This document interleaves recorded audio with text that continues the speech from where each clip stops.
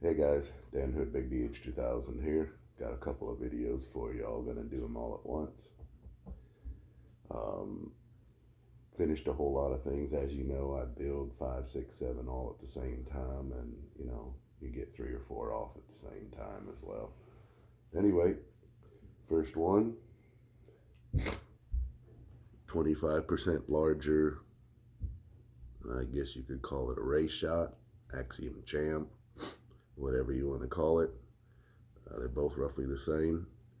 I only put grooves on this side because this is the only side that it tends to pop off. You can go low enough this direction that it doesn't matter. Brass pin. The scales, you can see, have copper lines through them in green resin. These are homemade, custom made.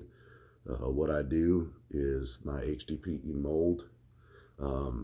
Whenever I'm casting something, I've got 2 molds. I poured something special with the copper.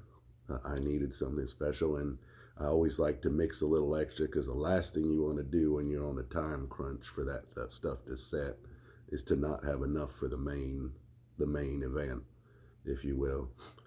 So whenever I have a little extra, I take the other HDPE mold I got, just pour it in the bottom of it. You don't need to put it in the pressure pot or anything.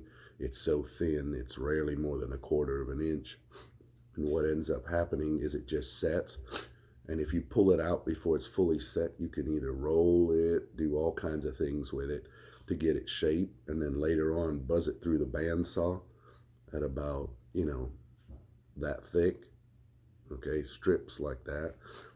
Then you can put those strips standing upright in your mold and then fill in around them with a different color, and then you get stuff like this. This one was straight lines. I just left it flat and I cut it in straight lines, put it in. You can also, like I said, bend it in circles. You've seen that.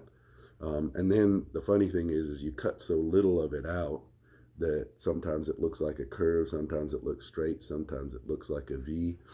It just depends on what you want. But anyway, as you can tell, I had a little extra of the basically copper suspended in alumilite. And then when I cut that up, I put it in, and then I poured the green alumilite with pearlescent around it. And that's how I came up with that. Just put it on. This is a real thin shooter meant to go in the pocket. There's several gentlemen who are great shooters who really like really slender frames, small frames. Anyway, this was made inspired by them and inspired by Rayshot. Ray, who first had the idea to do this and went on to become a fantastic shooting champion.